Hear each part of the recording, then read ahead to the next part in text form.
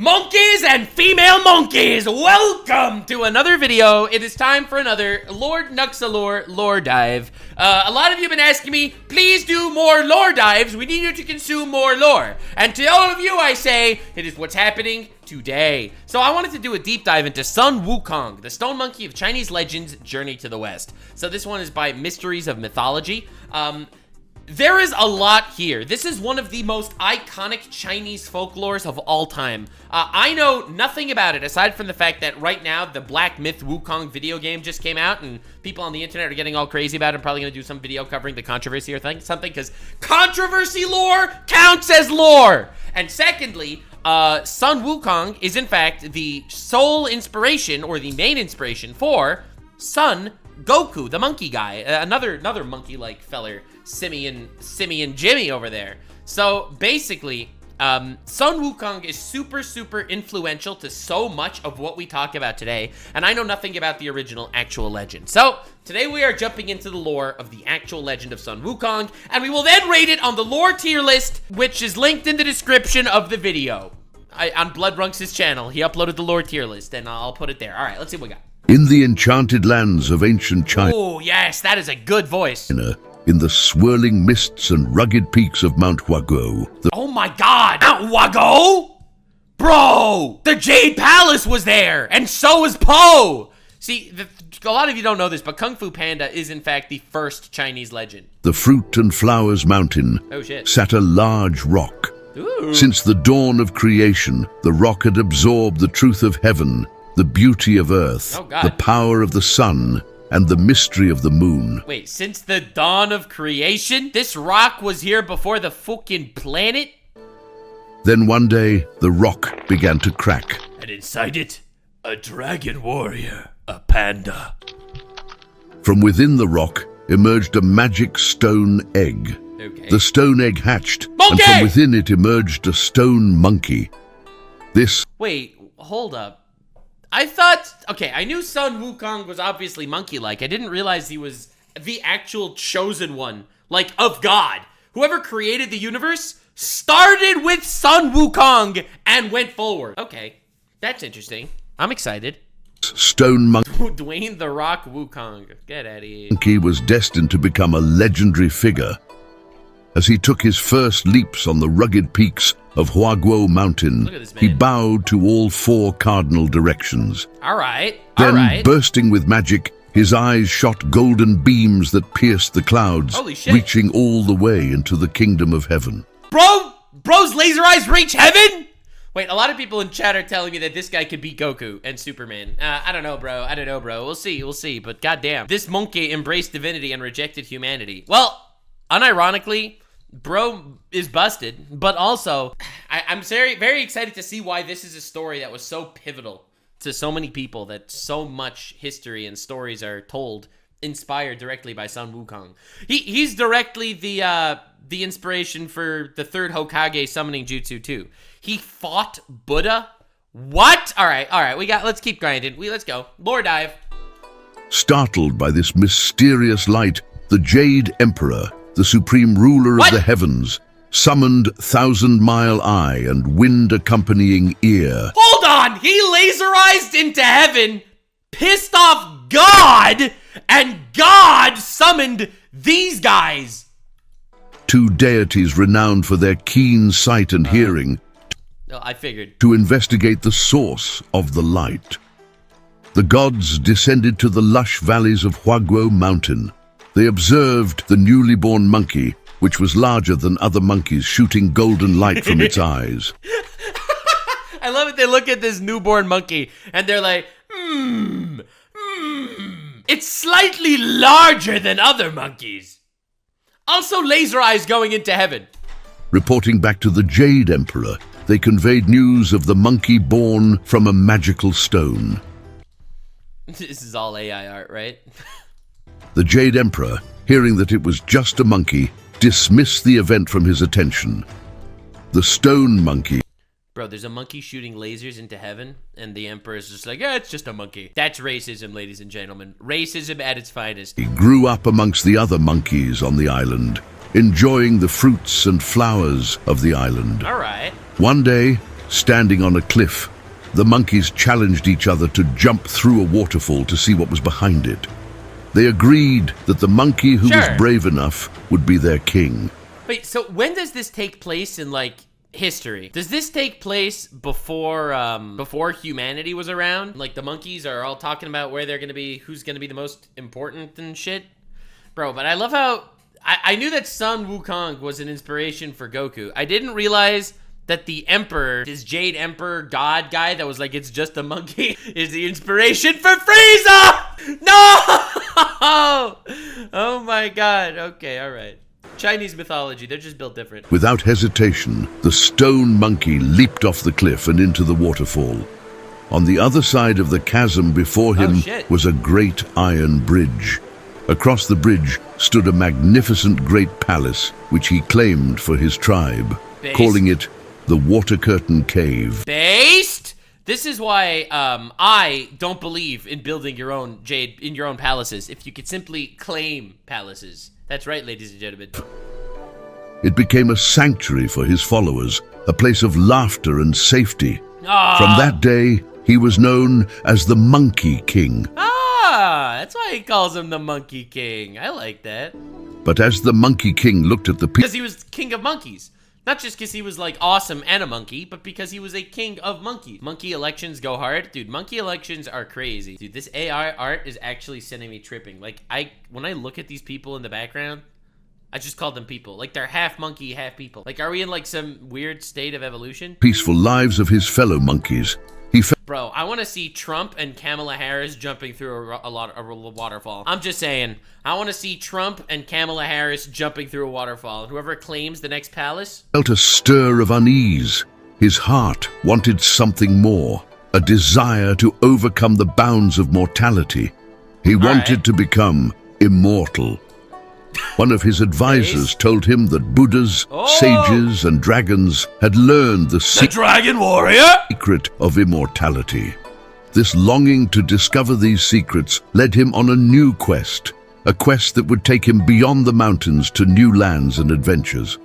And so, with the wind at his back on a raft that he had built, holy shit. So his whole quest, the journey to the west, that's what the story is called, right? The journey to the west is because the Monkey King wants immortality. Interesting. I did not think that was the tale. I somehow thought he would be like some sort of benevolent king. Again, I don't know anything. The Monkey King began... Oh no, I'm just wrong. Oh, the journey to the west didn't even start yet. We're still in the intro. Oh, okay. And his Wait, flying wind at his back? Is that the Nimbus? Wait a second. That would take him beyond the mountains to new lands and adventures. And so, with the wind at his back on a raft that he had built... Sounds a lot like the Nimbus. The Monkey King began his... He doesn't have the Nimbus yet? What do you mean? Wait, Nimbus isn't Dragon Ball? The Nimbus also comes from this? Monumental journey. This was the beginning of his story. The rise of a hero whose name would echo through time. Welcome to the mysteries of mythology. All right, baby. Sun Wukong, the Monkey King. God damn! I am so ready. I'm so excited. I feel like this is a story I needed to freaking learn so long. The Monkey King has 65 layers of immortality by the time of the journey to the west. Holy shit. Okay. Monkey lore, baby! The Monkey King's first step on this ambitious adventure led him to the lands of men, where he... Okay, so it is in the current day. Okay, so the Monkey King is in fact living in the current day. Searched for... Or 1,000 years ago, whatever. Someone who could teach him the sacred arts of immortality. When he arrived on the shores of men, he stole the clothes of a woodsman and made an attempt to blend in with the humans. Classic Monkey King. Oh, yes. He left his monkey paradise to the humans to blend in. For 9 years... But little did he know, they were all racist. Years and over 2 continents, the Monkey King wandered the lands of men, asking if anyone could help discover the secrets of immortality. He traveled across the sea to the opposite ends of the earth. Eventually, his travels brought him to a secluded grove in the cave of the slanting moon and 3 stars, home to a revered holy man, Master Subodhi. Who? Subodhi was said to know the secret The Subodhi Archipelago. To eternal life, and as the Monkey King approached his dwelling, one of his disciples opened the door, telling the Monkey King that his master was expecting him. Master Subodhi, impressed by how far the monkey Bro, it's just the guy in the Acolyte. The dude that's just meditating in the Acolyte just gets killed. king had traveled, agreed to take him as his disciple. All right. Recognizing the profound destiny before him, the sage gave him the name Sun Wukong, which meant awakened to emptiness. Damn. Okay, so that's what Sun Wukong actually means. Wait, so that's true. He was only known as the Monkey King. He never actually had he never had some sort of name until he was given this name by this master Roshi looking dude. In the quiet of the grove, Master Subodhi turned to Sun Wukong, his voice a soft echo among the ancient trees. Power, dear student, is but the wind in the forest. It moves the leaves, but does not decide where they fall. Ooh. Seek wisdom to navigate the storm. That's a pretty fucking sick line. Not gonna lie. Power moves the leaves, but doesn't decide where they fall. That is a fucking good line. Holy shit. Sun Wukong, puzzled, contemplated his master's words, understanding that true mastery wasn't merely about wielding power, but guiding it wisely. Under the sage's guidance, Sun Wukong learned to harness the energies of the universe. He went to the Slap Master from How I Met Your Mother. If any of you get that reference, you will be very, very happy with yourself. If you don't get the reference, you're missing out, honestly. He mastered the 72 transformations, allowing him to change into any creature or object at will. Oh, God! Wait, so his first power, aside from, laser eyes into heaven, his first actual power is is actual just transformation? He also learned the secrets of cloud jumping, enabling him to leap across vast distances in the blink of an eye. Bro's OP as shit already, and we're not even starting yet. This is just the rise of Sun Wukong. Bro can already fly at light speed and fucking transform. It's super transformation. He could turn a single hair into anything, even a clone. Oh my god! Bro, what is this? This is the tutorial or some shit? This is wild. During all this time, the original immortals were displeased that this unknown monkey was gaining the powers of immortality and promised that they would send 3 calamities every 500 years. Oh my god! The immortals were like, nah, racism. Nah, all racism. First, they would strike him with lightning, then set him on fire. Oh, God. And finally, they would try to disintegrate him. After 20 years Oh my god. The fucking immortals were out there doing whatever they can about this monkey 3 times every 500 years. of diligent study, Sun Wukong learned many skills from the wise master, including magical spells, traditional medicine, and martial arts. Holy shit! Most crucially, he had convinced his master to teach him an internal breathing method that granted him immortality that would protect him from the 3 calamities the heavenly gods were sending. Okay, when I thought originally that Sun Wukong is going to be some sort of broken character, I did not walk in here expecting the ultimate being. All right, this man is literally up against God and learns to master his breathing to obtain immortality. Bro, actual sun-breathing demon slayer shit. This is insane. I feel like this is the ultimate protagonist. I am invincible! Caught showing off to his peers, Sun Wukong was disowned by Subhuti, ending his tutelage. But Sun Wukong had learned all. Despite all that power, despite all that shit, he still had pride. He was too prideful. Dude, this is such a cool mythological story. Like, most mythologies don't focus on, like, folklores. Don't focus on, like, one single character just attaining everything. All he wanted to from his master, and returned home, bound by an oath not to share Master Subhuti's teachings. Sun Wukong returned to Mount Wagwo, only to find that a bull demon king, simply known as the monstrous King of Havoc, had taken his throne, terrorizing the monkey population. No, the monkey population. But if you think about it, just for a second, and this is a bit of a wild take, he has a huge L here. Sun Wukong wants to attain power so badly, he literally put his entire civilization at risk. He's not perfect. He's not some sort of perfect god, you know? It's a really interesting premise. He ended up kicked out of Master Subodhi's temple because of pride. He ended up leaving his people here to suffer at the hands of Master Ox over here for pride, you know? Like, you see that pride is something that he struggles with throughout, even though he's attaining all these powers and everything. The bull demon king laughed, his voice booming across the valleys. Strength is the only law the world respects, monkey. You will learn this truth painfully if you must. Monkey! Using what he'd learned from Master Subodhi, Sun Wukong pulled hairs from his body, which magically transformed into an army of monkeys. Bro! The original Shadow Clone Jutsu! What is this? Oh my god! Bro has to be scaled insanely high. Holy shit! Each one ready for battle. But you can see why it's such an iconic story. Like, every fight that I feel like we're going to be seeing through this tale is going to be such a brilliant portrayal of powers, you know? This ability in Warframe is from Wukong. Apes together strong! Real. No, but it's interesting that you have the Bull Demon King who believes in absolute and utter strength, right? And then you have Sun Wukong over here, who is noble in his own way, yet his flaw is completely internal. With this, So what does he use to fight against him? He doesn't just use something that makes him stronger to overpower him. He goes to show him how power is not everything. So he creates an army of little monkeys, a monkey army on his side, right? The Bull Demon King guy's philosophy was power is everything, so he would rule with an iron fist. And Sun Wukong says that's not true. The little people matter.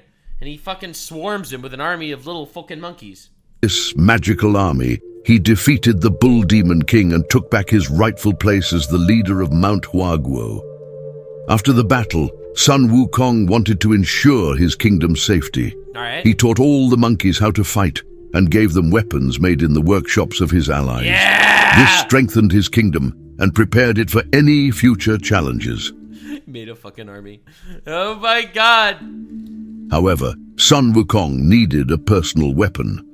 Dissatisfied Right? Doesn't he get the staff that inspired Monkey King Menma from Naruto? with mortal-made swords, he had heard that the finest weapons were in the armory of the Dragon King.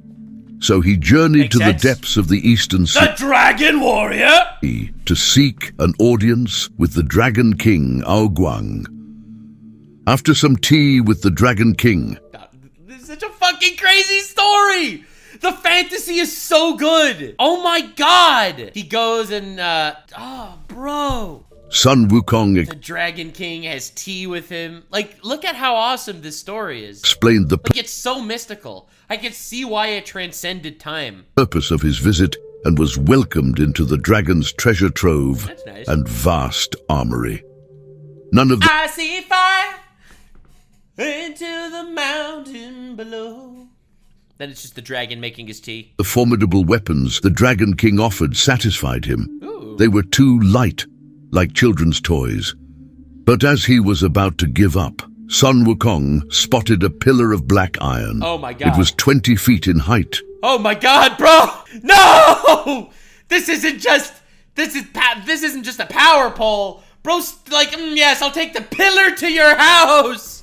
Look how veiny and girthy that pole is. And the width of a barrel, with golden hoops on each end. The column weighed over 17,000 pounds, but Sun Wukong lifted it with ease. 17,000 pounds. Oh my god, bro. Oh shit.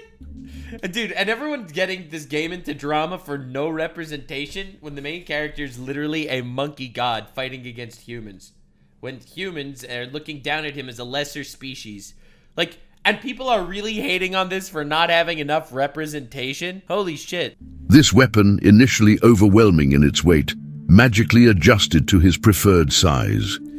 Oh my god, it's literally the freaking power pole! It's literally the Naruto staff! There is so much inspiration that these stories take from Sun Wukong. This man was actually the GOAT.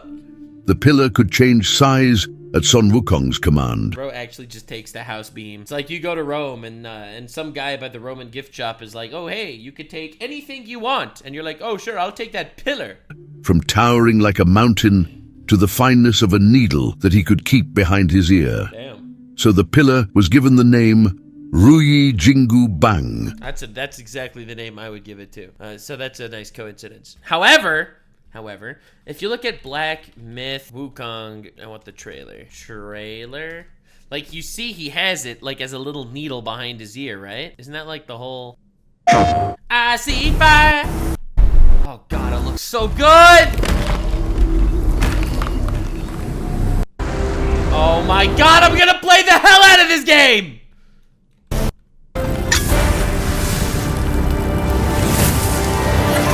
Right? And he shrinks it into a little needle that he puts behind his ear?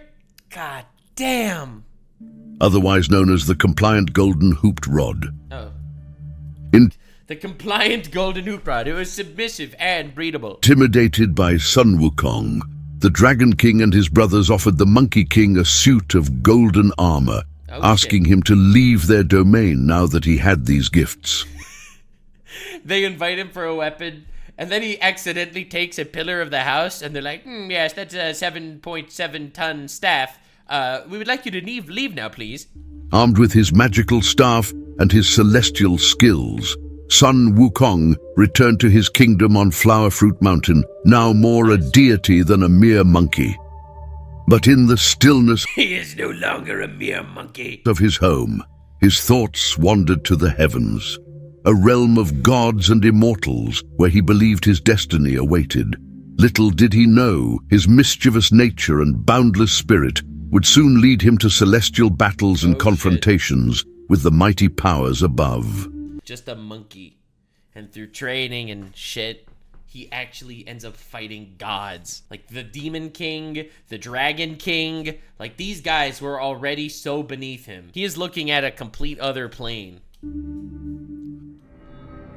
The underworld? Sun Wukong's power and bold actions made him infamous far and wide, attracting numerous demons who sought to challenge him. Each demon who dared to confront him was swiftly defeated and then recruited into his rapidly expanding army. Oh my god! Biggest flexes in anime! Diplomacy 1,000! Bro just gets attacked by demons of hell, kicks their ass, and they join his military. This is the story of a simple monkey, but a simple monkey that takes everything. Power of friendship, holy crap. As the Monkey King's reputation grew, he became so notorious that one day, the rulers of the underworld devised a plan to deal with him. Oh shit. Life seemed to be going well for the Monkey King until one day, while taking a nap, two emissaries of Yama, the King of Du, the realm of the dead, visited him in his dream and kidnapped his soul, carrying it to the underworld. Wait, why didn't they do that before? Why were they sending all their armies at him? They could just kidnap his soul! Damn, that's crazy. They realized they couldn't defeat him while he was awake. Maybe they could beat him with the home court advantage. What the emissaries didn't know was that Sun Wukong still had his trusty Ruyi Jingu Bang tucked behind his ear. When Sun Wukong awoke to That's a great name. Rui Jingu Bang! Damn. find himself in the underworld, he was furious. He bludgeoned to death the two emissaries that had carried his spirit to the underworld and fought his way to the palace of the 10 Kings. This is what happens when the trafficking victim ends up becoming the trafficker. Holy shit. Bro, this is like some Meat Canyon animation level cursed. They literally drag this man to the underworld. He wakes up, he's pissed off, and he beats the fuck out of everyone down there. The kings, afraid of what this powerful monkey wielding a magical weapon might do, pretended they had made a mistake, Oopsie. bringing the wrong Sun Wukong to the underworld. Oh, we were after a different Sun Wukong. I'm so sorry. Please. Sure. Sun Wukong demanded to see the Book of Life and Death. With a bold stroke, he erased his name and the names of all monkeys he knew. Oh my god! Bro is so based! The ultimate flexer! Like, look at all these tails. These tails sound like they're coming straight out of Legend. Bro gets trafficked to hell, beats up the guards, and erased his name out of the Book of Death, and then gave immortality to all monkeys. That's why monkeys are immortal. Ensuring their exemption from the grips of mortality. Holy crap! I am invincible! How many He's double immortal. Not only is he immortal because he's mastered the breathing shit, but he's also literally erased his name from the Book of Life. Shit. The gods of death were shocked by Sun Wukong's boldness. Yeah, no shit. They reported him to the celestial court. It's like, guys, Celestial Court, we would like to take this moment to talk about Sun Wukong's giant stone balls. Holy shit, they were swinging throughout all of hell. Where Sun Wukong's extraordinary actions both angered and impressed the Jade Emperor. Bro is like, listen, on the one hand, fuck this guy, he's a monkey and I'm a racist. On the other hand, he erased his name from the Book of Death? He got kidnapped by death? The trafficked became the trafficker? Instead of punishing him, the Emperor saw a chance to control the Monkey King by inviting him into the celestial bureaucracy. Bro tried to make you a politician! Ain't no way my monkey's gonna be into that. Presenting it as an honor rather than imprisonment. This strategy was aimed at taming Sun Wukong's rebellious spirit by involving him in the heavenly government. The Jade Emperor's plan... Dude, it's what happens when someone gets a little too powerful and they just say, why don't you run for Congress? Alright. Included giving Sun Wukong a seemingly prestigious title within the heavenly court to monitor and curb his mischief. Pleased with the... Oh, and he was just this hyperactive ADHD fucking immortal overpowered monkey. Like, you could see why this is such an inspiring character to everything. I feel like the entire shonen protagonist archetype is based off wishing they were as epic as this guy. Like the hyperactive kid, the guy that just gets around. Sun Wukong's pretty short, right? He has all these cool powers. Like, this man is the archetype to what so much of modern fiction is. Honor, but unaware of the Emperor's true intentions, Sun Wukong accepted the invitation. He was welcomed grandly. Bro just walks into every trap. It's crazy. It's crazy. But if you think about it, that again plays into his pride. And given the title Protector of the Horses. Ain't no way, bros. They feared him. They made him Protector of Horses. At first, he saw this role as a significant honor. He was delighted that he was now being truly considered one of the great immortals. But he soon realized it was just a mundane job looking after the celestial stables, a position considered lowly by the other deities. Yeah, especially their last guy that was doing this, Vosh, he got a little too close to the horses, so... This realization only made Sun Wukong angry again, pushing him further towards defiance against the Celestial Order and the Jade Emperor. Bro walks into the trap and becomes the trap! The rebellion? Feeling tricked and belittled, Sun Wukong's initial thrill turned to fury. Uh-oh. His pride wounded and his ambitions mocked, he renounced his heavenly title and returned to Flower Fruit Mountain, declaring himself the great sage equal to heaven. Oh my fucking god. Bro has all the riz and all the charisma. Wait, this dude, this guy gave himself a title, the man equal to all of heaven. The ultimate pettiness. Holy shit. Bro is actually just a wildly petty fucker. His bold proclamation was not just a title, but a direct challenge to the celestial authorities, including the Jade Emperor himself, setting the stage for his legendary rebellion. Hearing of the Monkey King's tantrum, the Jade Emperor sends several of his warriors to capture him, but none are successful. The Jade Emperor's first thought is to go to war. Bro, Sun Wukong was one step away from saying, "It is I, Sun Wukong, the Monkey King, equal to all of heaven, the man with the longest penis of all the gods." Or with the insubordinate monkey. But the gold star of Venus, the voice of reason in the heavens, convinces him to give Sun Wukong a title. Oh. To keep Sun Wukong engaged, they give him the important role of tending the garden of peaches of immortality. The delicious peaches of immortality. Well, first of all, this is an incredibly obvious inspiration to the great peach tree of Kung Fu Panda. Second of all, you're gonna let the monkey who's chasing immortality guard the fruit of immortality? What could possibly go wrong? No! So Sun Wukong tended to the garden, looking after the peaches that took 3,000 years to harvest. As each one ripened, the Monkey King ate one until there were none left. But the peaches were for the Queen Mother of Heaven's immortal Peach Festival, and when... Sure they were. Sure they were. Wait, I don't understand. Bro, dude, this is crazy. This is insane. 7 maidens came to collect the peaches, Sun Wukong trapped the maidens in the garden and, under disguise, joined the festival. This is the worst plan I've ever seen in my life. This is the worst plan of all time. Bro ate 3,000 immortal fruits. All the devil fruits. Eaten. Bro, this guy was rebelling against heaven, so they were literally going to make him in charge of their most important resource? God damn. I guess the queen just wanted to give her peach to the monkey. I am invincible! Alright, we got it.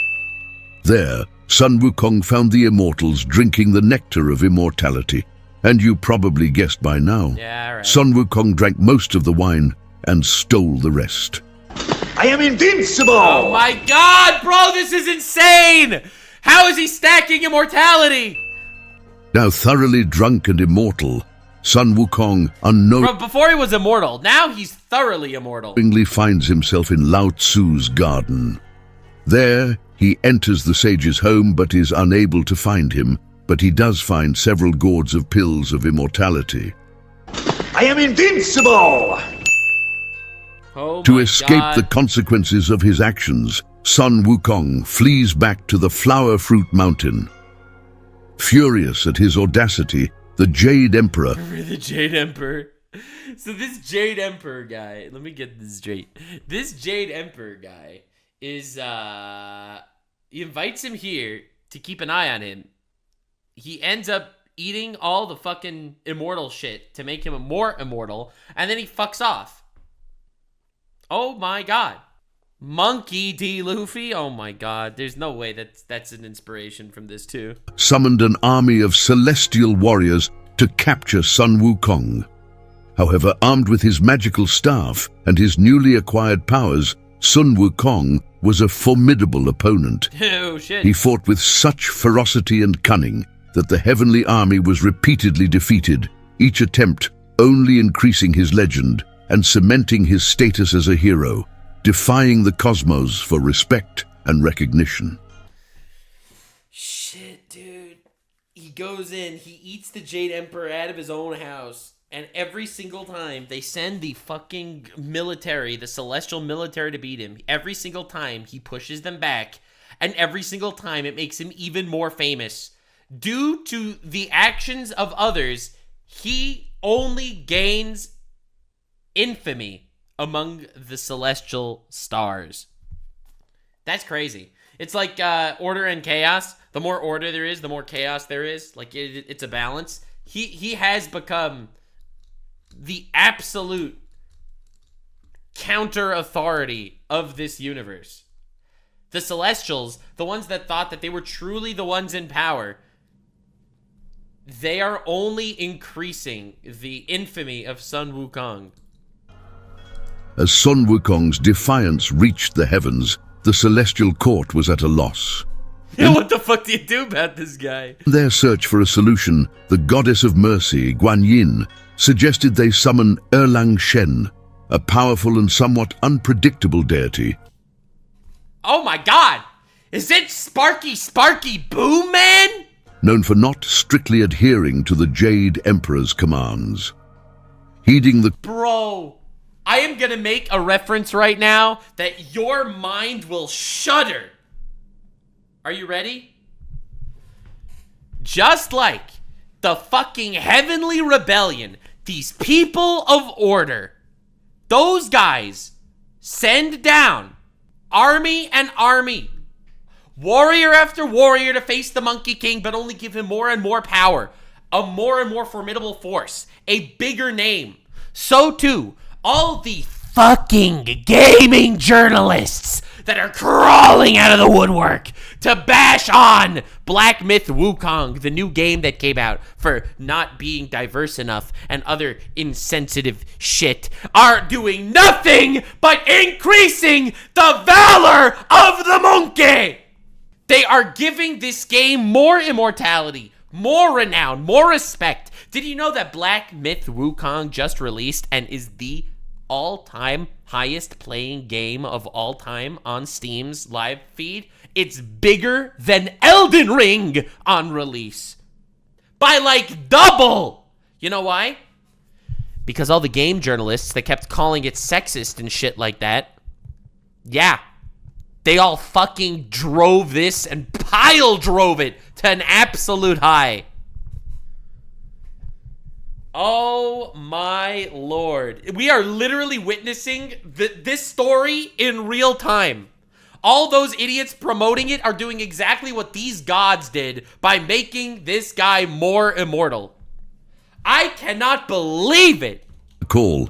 Huge monkey W. Erlang Shen faced off against Sun Wukong, who mockingly requested lesser gods as opponents, claiming boredom with the lack of challenge. Damn. Their confrontation escalated as both deities transformed into immense, monstrous forms. Big monkeys. Sun Wukong, in his giant guise, inadvertently caused his own troops to flee in terror. No shit. This sight disheartened him, prompting him to shrink and flee. No. However, Erlang Shen was relentless. It's because he still cares about his people, guys. He still cares about his people, even when he is a big giant monkey. That's crazy. That's crazy. Using his magical third eye, which allowed him to see through any disguise, he pursued Sun Wukong. The two engaged in a dynamic shape-shifting duel, turning from sparrows to sparrowhawks to Oh my god, what a cool fight. What a cool concept for a fight. cormorants in a spectacular display. Ultimately, it was Lao Tzu who captured Sun Wukong using a diamond snare. When Sun Wukong was brought before the heavenly court for execution, they soon realized a critical error. He was immortal.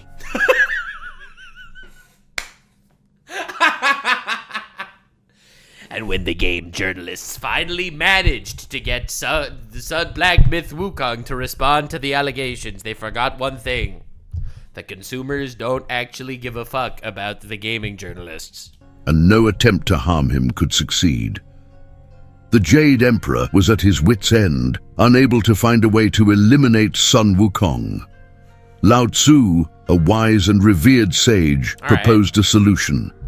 He suggested placing Sun Wukong in the magical brazier of 8 trigrams for 49 days, believing this would extract the elixir of immortality from his body and effectively end the Monkey King's life. Oh my god! They were literally gonna torture him to death. 49 days of torture until death. After the 128 palms, 64 trigrams! 49 days had elapsed, they opened the brazier, expecting to find success. Instead, they discovered that the elixir was still intact within Sun Wukong, who emerged with nothing worse than fiery red eyes from the smoke, making him look even more formidable. Fed up with the heavenly forces, Sun Wukong began a fierce battle against the entire heavenly army. Holy fucking shit. Oh my god. They put him in the brazier, they tortured him for 49 days, and bro just became the Lord of Frenzied Flame. He just walks out, Super Saiyan, actual Super Saiyan, and declares direct war, instead of him just acting as the guy, the victim of all the attacks. And the jumped becomes the jumper.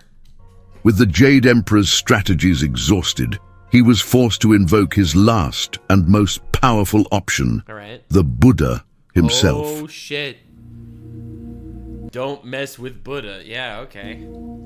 The escalating chaos wrought by Sun Wukong in the heavens forced the Jade Emperor to seek assistance from Buddha himself. Oh my god. The heavenly realm, already disrupted by the Monkey King's previous antics, could no longer tolerate his defiance. Buddha intervened as a mediator and a force of supreme authority to confront the rebellious hero. Buddha. Interesting. I wonder what Buddha's character is in this world. Like, in this story, I wonder. Like, somehow, Buddha seems to be on a level far above the Jade King, which was an emperor, which was a god. So Buddha's like a super god in this universe. The summoned Sun He is the universe. Oh, well, that'll... Wukong to his presence and offered him a challenge that seemed simple, yet steeped in profound spiritual significance. All right. Buddha told Sun Wukong that if he could leap out of his palm, he would be recognized as an equal to the gods and no longer pursued by the heavenly hosts. Confident in his And Sun Wukong is like, easy peasy, easy peasy. cloud somersaulting ability, Sun Wukong agreed. Wow. And ultimately, once again, it was his pride that made him agree. Certain he could outmaneuver any being, even Buddha. But Buddha is one with the universe, right? Because that is what it's all about. So him being one with the universe, I don't see Sun Wukong taking that W. With a mighty leap, Sun Wukong soared to what he thought were the ends of the universe. Oh God! To mark his achievement, he scribbled his name on a pillar he believed to be at the periphery of the world. Oh my fucking God!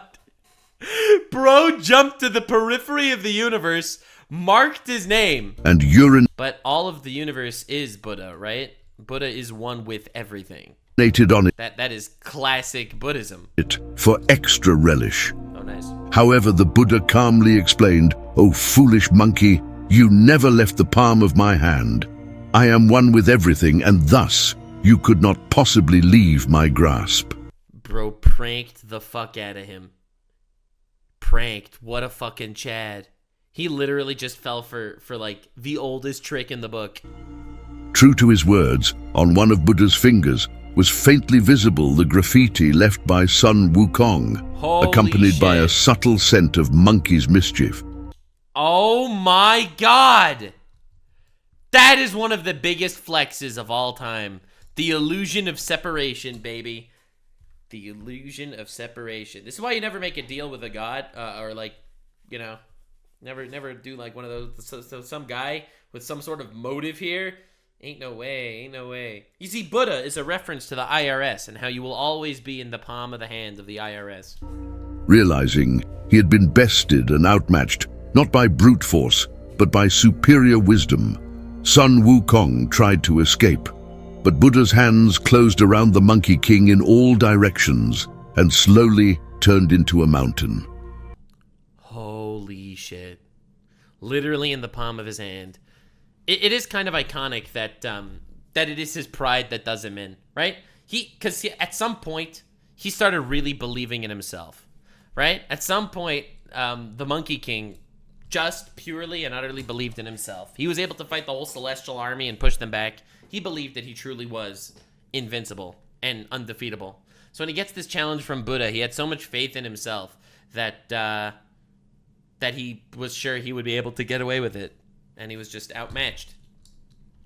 Under this mountain, Sun Wukong was imprisoned, trapped beneath its weight, with only his head and hands free. God damn! There, Sun Wukong remained for Bro was literally the protagonist of a stuck-in-wall hentai, and he didn't even know it. 500 years, a time of reflection, repentance, and transformation. God damn. This And ultimately, he was forced into a state of meditation for 500 years. 500 years. Forced into this meditative state where he has to repent. Actual solitary confinement. period was meant not only as punishment, but as an opportunity for introspection.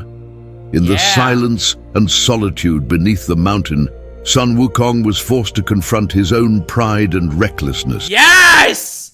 Because Buddha's not like on the side of the Celestials. Buddha's on the side of the universe. He went in as a monkey, but he's leaving as him. This was a time for the Monkey King to meditate on the Tao, the way, and his place in the cosmos, bridging his unruly past with a potential path to redemption. All right. Centuries after Sun Wukong was imprisoned, Buddha noticed the people of China becoming increasingly greedy and violent. Uh-oh. In response, he convened his Council of Immortals and decided that a pilgrimage to India was necessary to retrieve sacred sutras that could teach righteousness and enlightenment.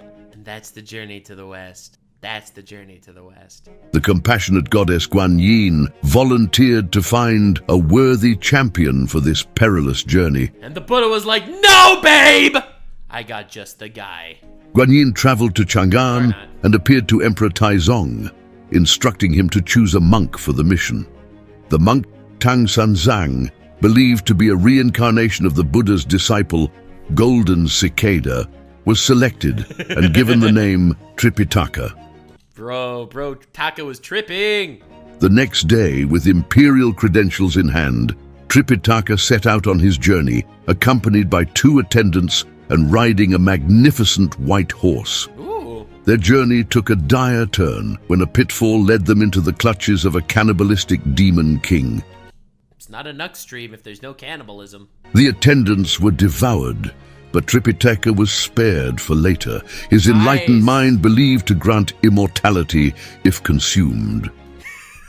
There's so many little gimmicks in this universe that grant immortality, and yet everyone's dying. However, Tripitaka was miraculously rescued by Taibai Jing-Sing, the Evening Star, who appeared as an old man and freed Tripitaka. Nice. Continuing alone, Tripitaka's path crossed with a tiger.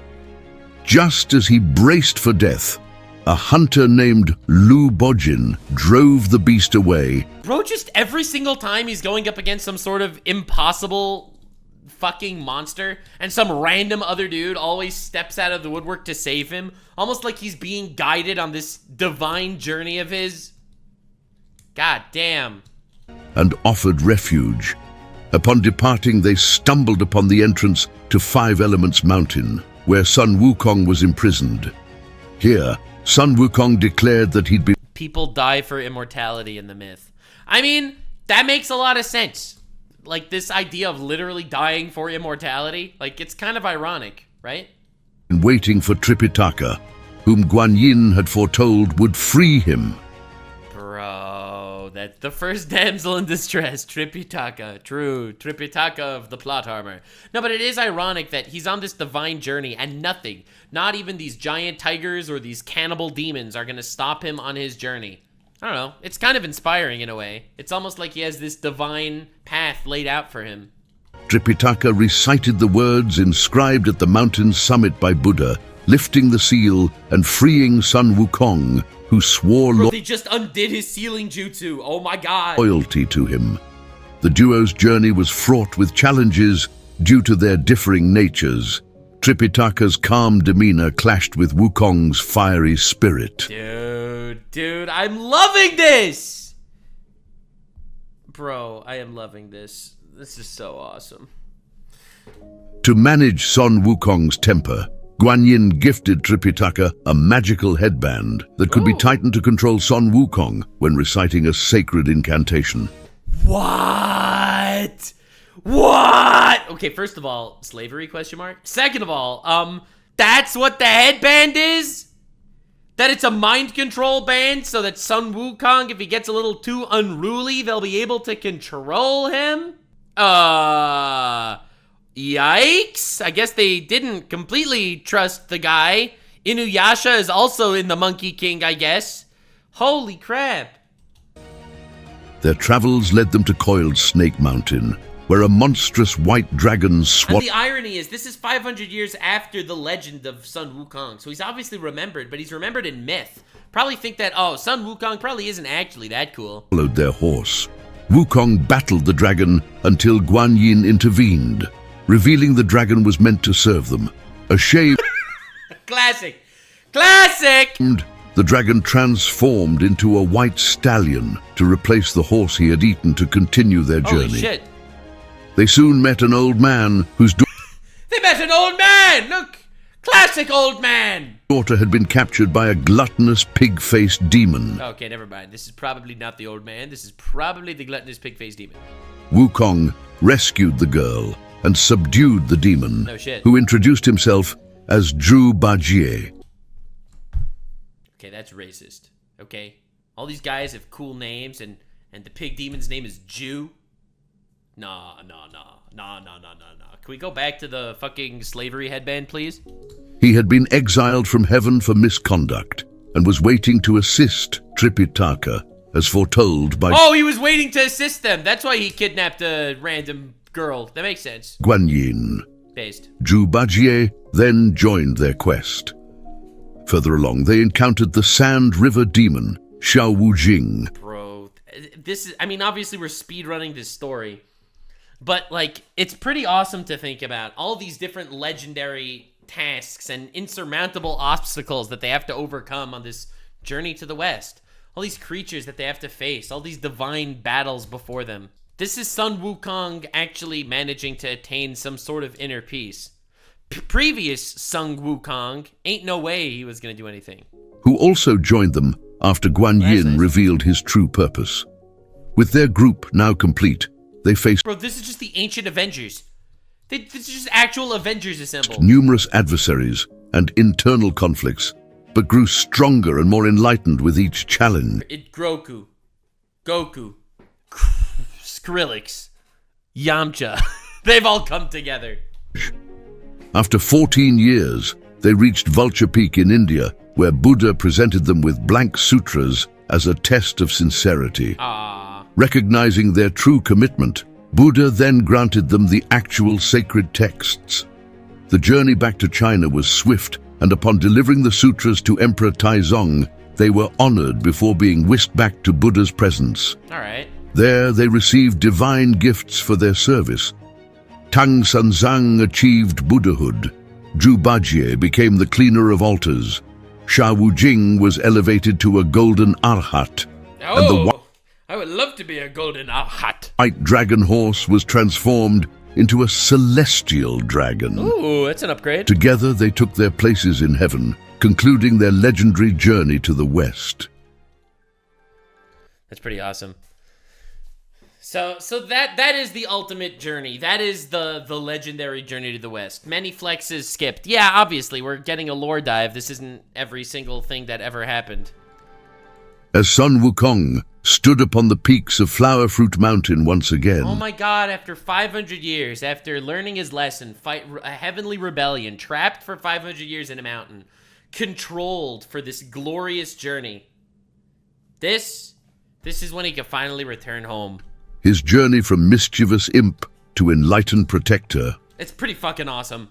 What an insane character development. Oh my god. Naruto the dropout, the #1 knucklehead ninja, versus Naruto, the Hokage of the Leaf Village.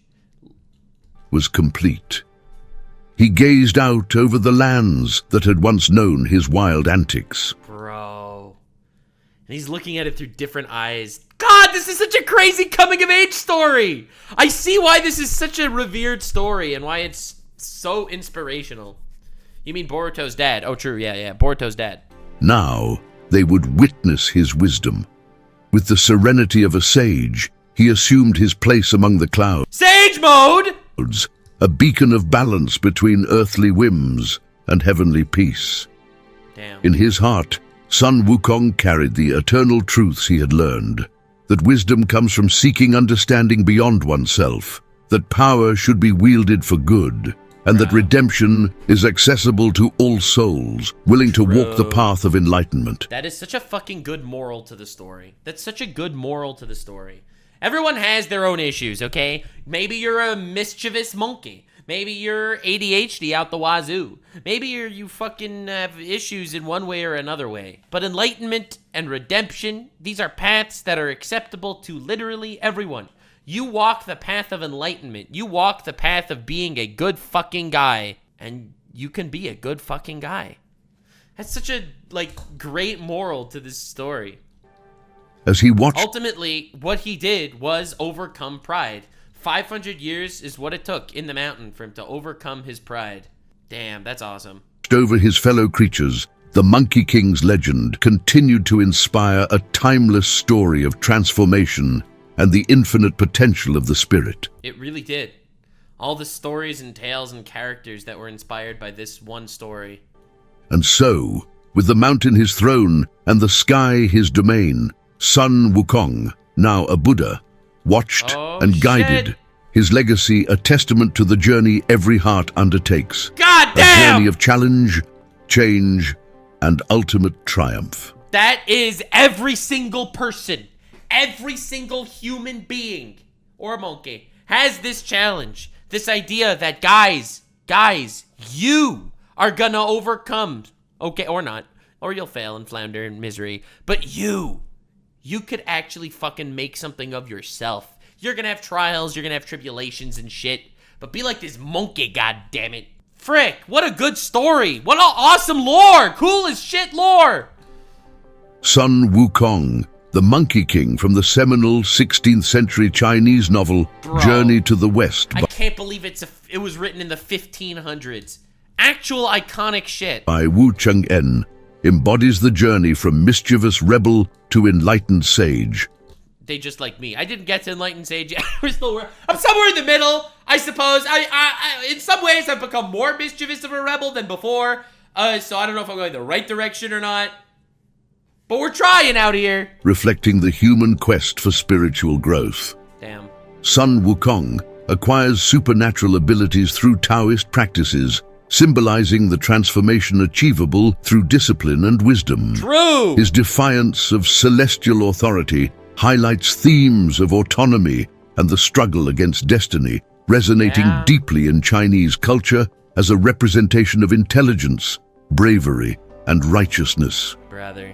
As a cultural icon, Sun Wukong's adventures and moral evolution from earthly impulsiveness to celestial wisdom continue to inspire and entertain, illustrating the timeless battle between base desires and the pursuit of higher understanding. Well, gonna be going to lock myself in a cave for 500 years. See you soon. No, but in all honesty, this was really fucking good. I would say that I am attaining some sort of inner peace myself. I know that I may seem like a nitwit online, and I am, but I think that chaotic neutral is in fact a based desire. Okay? It is my goal. It is what I will be. Just a simple being of balance, okay? I will balance everything and make fun of it all. That is what we do here. We will consume all lore. Honestly, this was a fucking good story. What a good story. The moral is always strive to be better. I feel like it's not just always strive to be better, while that's true for sure. It's that everyone can be better. There's a big difference between you should try to be better and you can attain being better. That's what this is about. He's a fucking monkey, okay? But through his discipline and training, through his battles, through his meditation, through his journeys, through his saving people, he became an actual legend. That's what's so inspiring. So anyway, I'm gonna go to my goon cave for the next 500 years. Let me know more lore you want me to cover, and if you want me to actually dive deeper into the Black Myth Wukong drama shit. Anyway, thanks for being here. Stay weird, fam. If you made it to the end, click one of these two videos, which also will definitely get me canceled. See you live on Cake. Stay weird, fam.